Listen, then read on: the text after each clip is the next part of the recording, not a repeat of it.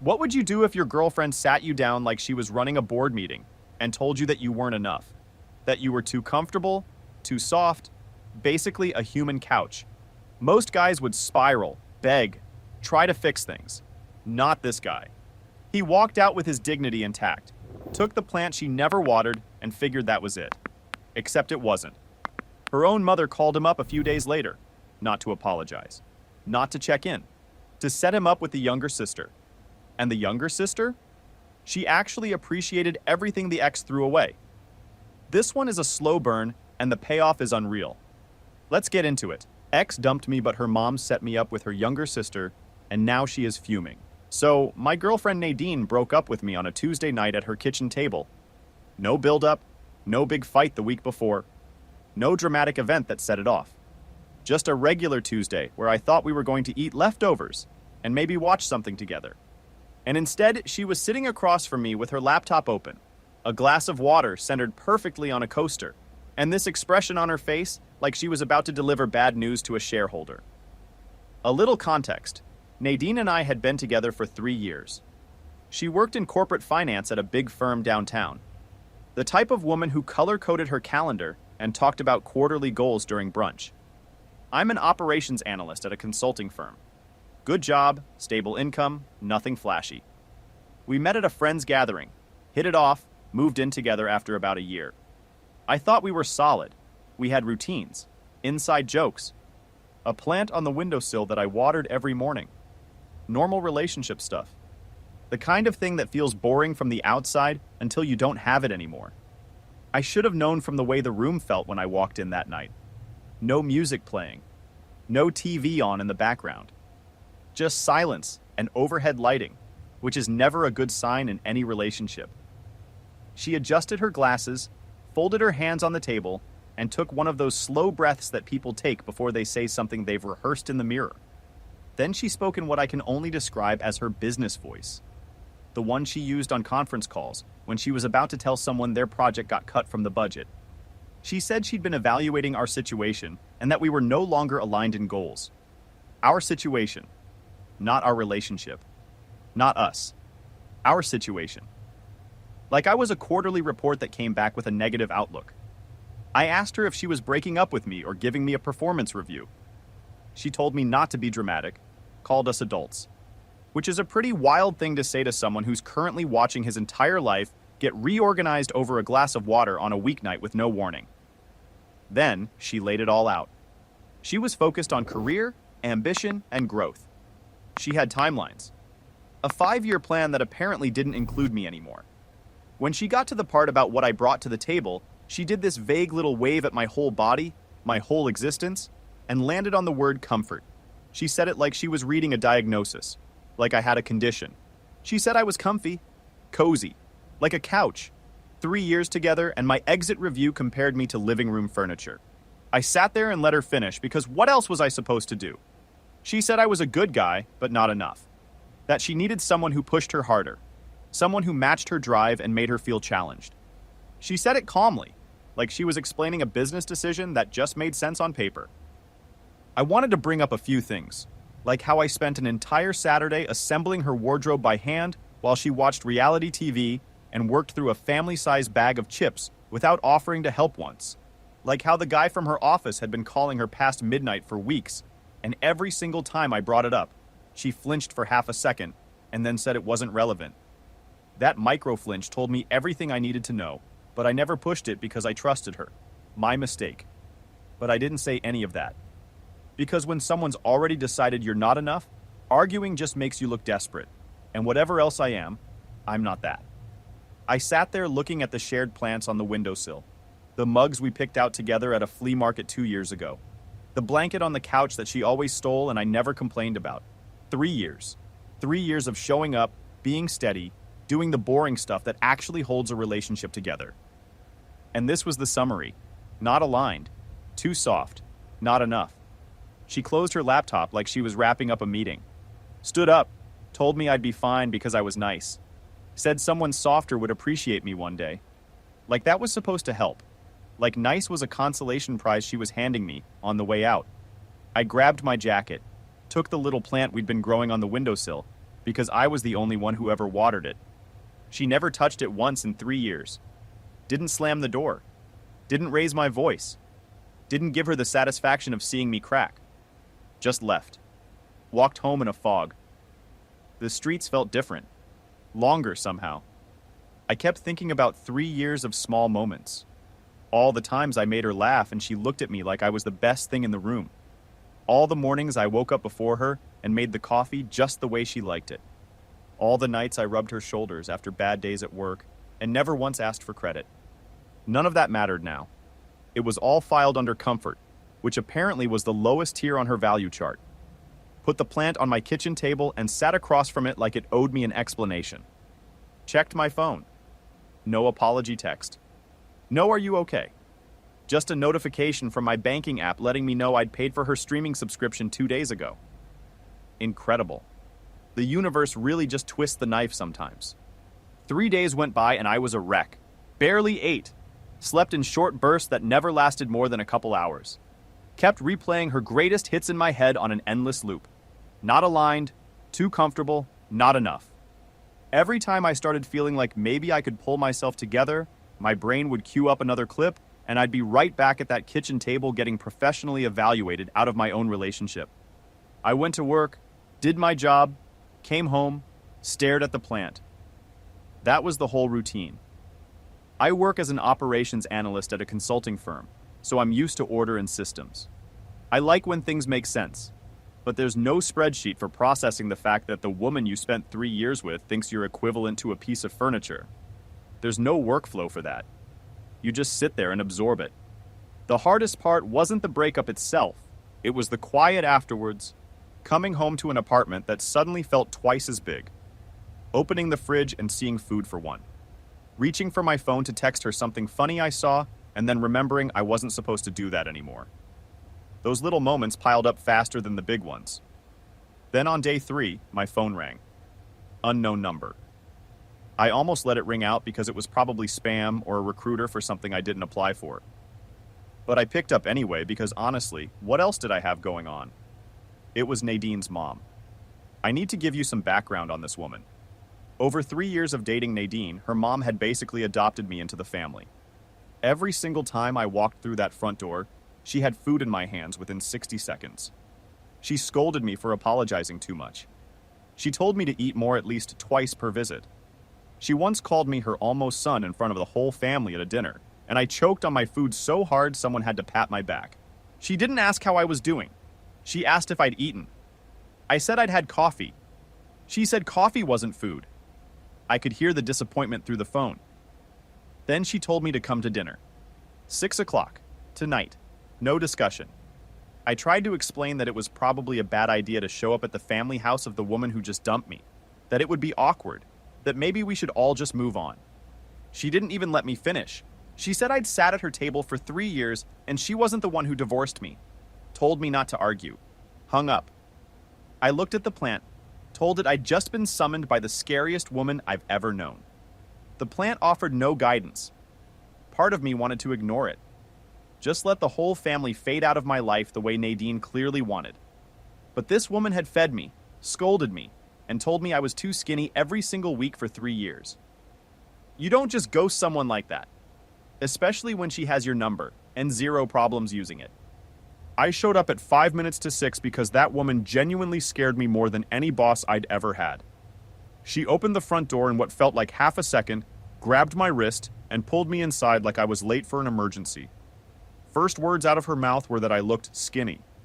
I told her I'd lost about 3 days of emotional stability, and maybe some water weight.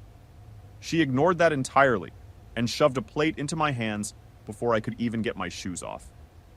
The house smelled exactly the way it always did. Something baking in the oven. Spices I couldn't name but recognized on instinct after 3 years of being fed at that table. Memories hit from every angle. The couch where Nadine and I used to sit. The mug I always drank from.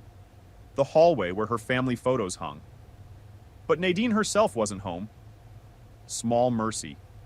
Pause for a second here. This is me jumping in, not the OP. I need you to appreciate what this mom is doing.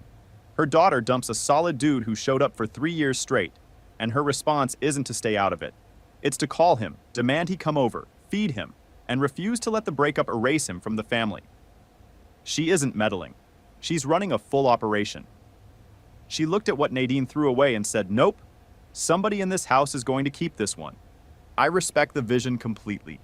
Now watch what she does next. Dinner and a guest. Her mom sat across from me while I ate and watched me like she was conducting some kind of soul-level evaluation. Every bite was being noted. I tried to acknowledge the awkwardness. She waved it away like I'd said something irrelevant. Said Nadine told her everything. Said her daughter dumped me like a bad stock. Then she called her own daughter stupid. Not in a hateful way. More like a professor who's watched a talented student waste potential for the 100th time and is finally done being polite about it. I tried defending Nadine. It was instinct. 3 years with someone, and you still protect them even when they've hurt you. I said maybe she was right, and I really was holding her back. Her mom made a sound like I'd personally insulted her cooking and her ancestry in one sentence. She said if anything, I was the only thing keeping Nadine grounded. That without me steadying things behind the scenes, Nadine would have burned out or blown up her own career a long time ago. She said Nadine was smart but too clever to be wise. That some people only learn the value of stability when they're standing in the wreckage of their own chaos. That line landed somewhere deep and didn't come back out. Then she went quiet, looked right at me with this expression that was warm but calculated, like she'd been building to something all night. And she said she still believed I belonged in this family, just not with Nadine. Before my brain could even begin to process that sentence, the front door opened. Shoes hitting the floor in the hallway. A voice calling out that was bright and warm and completely different from Nadine's boardroom energy. And then Lena walked in. Nadine's younger sister. I hadn't seen her in about 3 years. Last time was at a family cookout right after Nadine and I started dating. She'd been in college then, quiet, mostly in the background.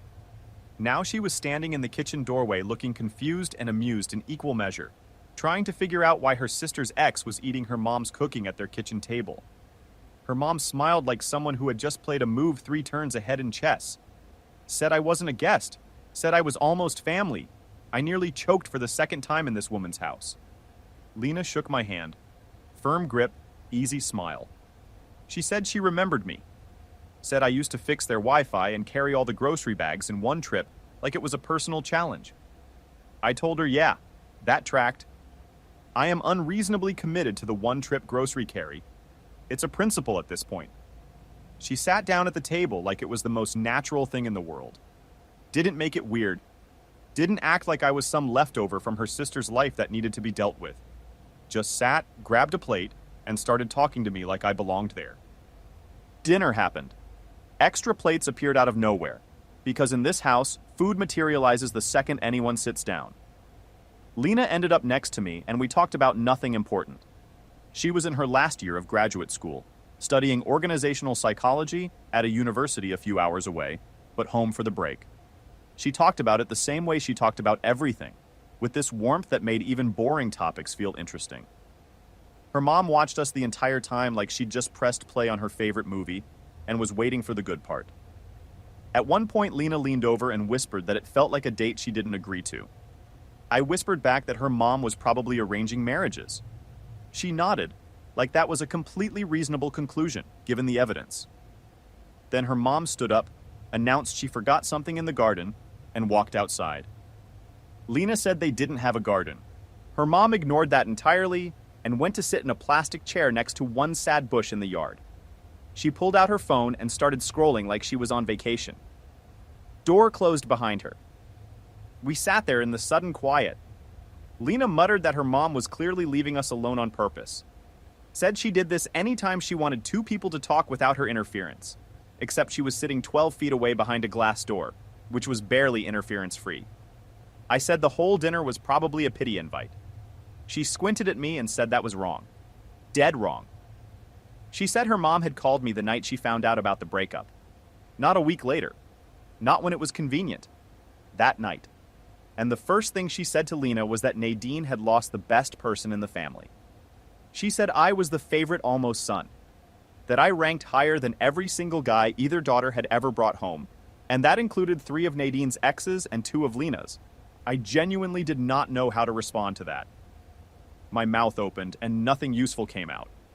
Lena laughed, said I didn't have to say anything, said she just wanted me to know that one person's opinion of me didn't represent the full picture, that Nadine saw the world through a very specific lens, and it wasn't the only one that mattered. Hold on, let me jump in here. I love how Lena handles this whole thing. She's not flirting. She's not playing some angle. She's just being warm and honest and letting this dude know he was way more valued than Nadine ever told him. That line about ranking higher than every boyfriend in the family history? That's the mom's entire endorsement delivered through the back channel. And Lena drops it casually, like it's just a fact. This is where things start shifting for the OP, and he doesn't even fully realize it yet. Pay attention. The crack in the wall. She asked me how I was really doing. I gave her the default fine. She raised an eyebrow and said it was okay to not be fine. Something about the way she said it, direct and calm, no judgment at all, cracked through whatever I had built up. I told her I felt stupid. She asked why. I told her because Nadine said I wasn't enough. Lena made this noise somewhere between a laugh and a growl. She said that was Nadine's trademark breakup line, that she used it on everyone. She said Nadine told her college boyfriend he was a bottleneck to her personal evolution. Those words exactly. I said it felt like getting dumped through a LinkedIn status update. She said, yeah, that was basically Nadine's entire brand. Then she got a little more serious. Leaned forward and said, Nadine didn't understand comfort. That warmth, softness, and genuine affection made Nadine feel like she was losing her edge. That Nadine saw love as friction and calmness as weakness. She said her sister had always been like that.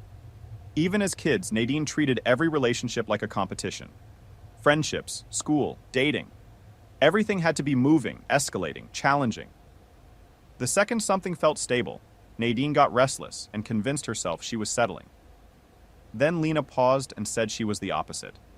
That she valued comfort. That she thought it was a strength, not something to be embarrassed about. She said the older she got, the more she realized that the people who make you feel at ease are the rare ones, not the ones who keep you on edge. I laughed for real. First genuine laugh in 3 days. Her whole face lit up. She said she knew I could still do it. Something shifted in that moment. Tiny, quiet, but real. Like a door opening somewhere that I didn't even know existed. The back door opened and her mom came back in, asking if we were still sitting together like she hadn't planned the entire thing down to the minute. She immediately started asking me if I was seeing anyone. Lena made a sound of pure horror. Her mom said it was just a question. Lena said it was an interrogation. Her mom shrugged and said she was just exploring the possibilities. Lena looked at me with an expression that said, I'm sorry. She's always like this, and I just smiled because, honestly, it was the most wanted I'd felt in weeks. Over the next couple weeks, I kept ending up back at that house. It was never forced. Her mom would text me to come pick up leftovers. Lena would send me a random article she thought was funny with a, you'd appreciate this attached. The dish thing happened too. Her mom gave me a ceramic plate and said, return it sometime. If you think that was anything other than a calculated move to get me back through that front door, you don't understand this woman at all.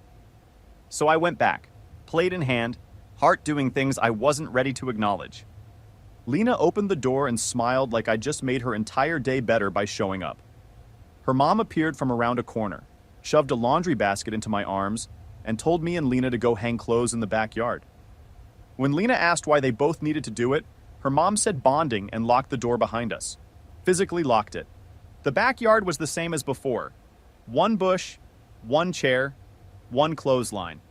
Still no basil, despite her mom claiming she'd been out checking on it during the first dinner. Lena and I started hanging laundry and just talked. It was easy. That was the thing I kept noticing. Conversation with Lena didn't require effort. It just flowed. No performing, no trying to sound interesting. Just 2 people standing in a yard hanging sheets and saying whatever came to mind. She asked what I'd been doing since the breakup. I said mostly overthinking every decision I'd made in the last 3 years and wondering where it went wrong. She said that sounded exhausting and was probably doing me zero good. Said I needed breaks, ice cream breaks, movie breaks, talking to actual humans breaks. She said isolation was the worst possible response to rejection, and that the best thing I could do was keep showing up around people who reminded me that I wasn't the problem. I asked her if she knew anyone who could help with that. She looked right at me, held it for a beat longer than necessary, smirked and said maybe. Wind caught a bed sheet and whipped it across my face like some kind of slapstick punishment from the universe. I stumbled backward and ran straight into her. She caught me, one hand flat on my chest, one on my shoulder. We were standing way too close for two people doing household chores. Neither of us moved. She asked if I was okay. I said, "Yep," in a voice that had somehow jumped 3 octaves above normal. She laughed, soft and close, and said I was adorable. My brain submitted a formal request to shut down. We stood there for probably 3 seconds too long before she stepped back and pretended to be interested in a pillowcase. I pretended to be interested in a clothespin. Neither of us was fooling anyone. Nadine showed up at the house once during this stretch. Walked into the kitchen while I was standing at the stove in an apron next to Lena, their mom humming in the background like the soundtrack to her own personal movie. Nadine stopped in the doorway and just stared. Asked why I was wearing an apron. Her mom said so I wouldn't get dirty, and that I was precious. Nadine opened her mouth to say something, and her mom cut her off cold. Said Nadine lost her rights. The kitchen went dead silent for about 2 seconds, and then Lena very casually went back to stirring. Then Lena reached past me for a spice jar and we bumped hips. Nothing dramatic, just contact. But Nadine's head snapped toward us like she'd heard a gunshot. She watched Lena wipe a smudge off my cheek with her thumb. Watched the way we moved around each other at the counter, like it was choreographed. She said we looked very comfortable together, and she said comfortable like it was an accusation. Lena didn't hesitate for even a second. She said comfort wasn't a bad thing, that some people actually liked it. Clean hit, center mass. Nadine left the kitchen without another word. I stood there stirring soup and trying to act like my heart wasn't going about 150 beats per minute. A few days later, their mom signed us up for a cooking class. I still don't know how she enrolled 2 adults without their knowledge or consent. She just texted both of us the time and location and said have fun like it was already decided, which, knowing her, it was. I showed up and Lena was already there, standing outside the building looking equal parts amused and embarrassed. She told me her mom had also bought her a new apron for the occasion. We walked in together and the instructor took one look at us, smiled, and said we looked like a cute couple. We both froze, stammered through some version of "we're not actually together." The instructor winked, paired us at the same station anyway, and moved on. The class was supposed to be about dumplings.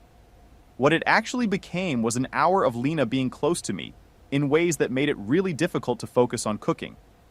She corrected my knife grip from behind, hand over mine, shoulder pressed against my arm. She leaned across me to grab ingredients, and I could feel her breath on my neck. The instructor passed by, watched us for a few seconds, and announced to the room that we had great chemistry. I fumbled a dumpling so badly it looked like modern art. Lena laughed so hard she had to put the knife down. We made the ugliest dumplings the class had ever seen. The instructor was polite about it. Lena was not. She held one up and said it looked like it had given up on life. I said it was going through something. She said it looked like us 2 weeks ago. And then we both laughed, and I realized I hadn't thought about Nadine's breakup speech in hours. That was the first time since the kitchen table that my brain actually gave me a break. And it was because of Lena. I didn't have to force it. She just made the noise stop. After class, we walked outside into the evening air. The street was quiet. She stopped under a streetlight and turned to face me with an expression I hadn't seen before. Serious. Open. She told me she didn't come just because of her mom. She wanted to. Her hand brushed against mine. She said something was happening between us, and maybe next time we should actually talk about it instead of dancing around it. I said yes about 4 times faster than any normal person would. She laughed, blushed, and said, "Okay, next time. Okay, stop. This is me again. Can we talk about the contrast here?" Nadine sat him down under fluorescent kitchen lighting and told him he was a couch. Lena is standing with him under a streetlight after a cooking class they didn't even sign up for, telling him she feels something real. Same guy, same personality. One woman saw a limitation, The other one sees exactly what she's been looking for. He didn't change a thing about himself. He just ended up next to someone with better vision. Now here comes the part you've been waiting for. The rooftop. Next day, she texted me an address. It was the same rooftop spot she'd told me about weeks ago. A hidden garden above one of the buildings in her neighborhood. String lights strung between poles. Mismatched chairs that didn't belong together, but somehow worked. A small fountain trickling in the corner. Herbs growing in clay pots along the railing. It felt like someone's secret. She said it was her favorite place in the city. She came here when she needed to sort through her thoughts. She was already sitting there when I arrived. Wind moving through her hair, hands in her lap, eyes warm but focused, like she'd been rehearsing something and wasn't sure if she'd get it right. She didn't do small talk, didn't ease into it. Just looked at me and started. She said she didn't mean to like me, that she wasn't planning on it, and it caught her completely off guard. She said when she first saw me again at that dinner, she figured I was just her sister's ex passing through. Someone she'd be polite to and then forget about. But then I kept showing up, kept being kind, kept making her laugh, kept treating her mom with the kind of respect that most guys stop bothering with after the first visit. She said it just happened, that I was patient in a way that didn't feel forced, that I never made her feel small or like she had to perform to earn my attention. She stepped closer and told me that when she was around me, she felt warm, safe, like she could just exist without trying to prove anything to anyone. She said she liked that feeling more than she expected. She said she liked me. I told her I liked her too. Simple and honest, and for once in my life, I didn't overthink the words before they came out. I just said it. Her whole face changed. Relief washed over her like something heavy she'd been carrying finally got set down. She smiled wide, a little unsteady, a little overwhelmed. Said she'd wanted to tell me that for longer than she should probably admit. We stepped closer. She asked if she could kiss me. I answered by closing the gap myself. Hands on her waist, her fingers gripping the front of my shirt. The city noise fading into background static. For the first time in months, my brain went completely silent. No replay of Nadine's voice, no loop of not enough. No analyzing what I did wrong or what I should have said different. Just quiet. Just her. Just someone who chose me on purpose, knowing exactly who I was and wanting that anyway. We had maybe 10 seconds of peace after that kiss before the rooftop door swung open. I heard it before I saw it. The click of the handle, the creak of old hinges. Lena and I pulled apart just as Nadine stepped out into the evening air, carrying grocery bags and taking the rooftop shortcut she apparently used to get home. Because of course she did. Of course the one private moment we had was going to get interrupted by the one person who shouldn't have been there. She stopped walking, set the bags down slowly, looked at me, looked at Lena, looked at the total absence of space between us, and the way my hand was still on Lena's waist. She said one word. Interesting. Not angry. Not surprised. Just that one clinical word hanging in the air, like a judge reading a verdict. Lena told her to stop showing up like a ghost every time something good was happening. Nadine said she was just passing through, which was technically true, but felt like a stretch. Then she looked back and forth between us and said, "Friends don't look at each other like that." She wasn't wrong. We weren't even remotely pulling off the Just Friends act. The evidence was overwhelming. Lena didn't flinch. She didn't apologize. She didn't scramble for an excuse or try to minimize what Nadine was seeing. She squared up, looked her sister dead in the face, and said yes. This is real. I braced myself. 3 years with Nadine taught me that any kind of confrontation ended in a full detonation. She ran hot. She ran loud. And she especially ran possessive, even over things she'd already thrown away. But the explosion didn't come. She looked at both of us for a long stretch. Something shifted behind her eyes, like she was recalculating a spreadsheet, and the numbers finally made sense. Then she sighed and said fine. He's good. You're you. It makes sense. Lena asked if she was mad. Nadine said she wasn't mad, just annoyed that we were clearly having more fun than her. And then she said something I didn't expect. She said I looked happier than she'd seen me in a long time. And she left it at that. Didn't apologize. Didn't take back what she said. But for Nadine, acknowledging someone else's happiness without making it about herself was basically a standing ovation. That's about as close to a blessing as she's ever given anyone. Then from the stairwell, their mom appeared, phone held up in the air, filming the whole thing like she was producing a nature documentary about love in the wild. She announced to absolutely no one in particular that she knew it, that love wins, that she'd been right all along. She grabbed both me and Lena into a hug so tight, I genuinely felt something in my ribcage shift position. She called us her favorite couple. Nadine pointed out, with visible exhaustion, that she was literally standing right there. Her mom looked at her without a shred of guilt and said, Nadine lost her boyfriend privileges when she broke up with me. That the sister gets him now. Official ruling.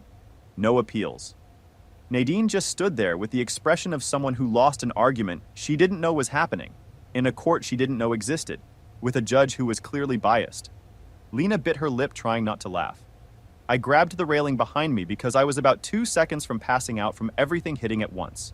Final update! Later that night, Lena walked me to the front door. The house was quiet. Her mom had finally stopped hovering, though I'm pretty sure she was watching from a window somewhere. Lena took my hand and said our first official date should probably happen somewhere that wasn't her mother's kitchen or backyard. I agreed completely. She said she wanted to take me somewhere new, somewhere that was just ours. Not her mom's setup, not her sister's rooftop shortcut, just us. She kissed me one more time at the doorstep, slow and deliberate, like she was making a point that this wasn't accidental and never had been.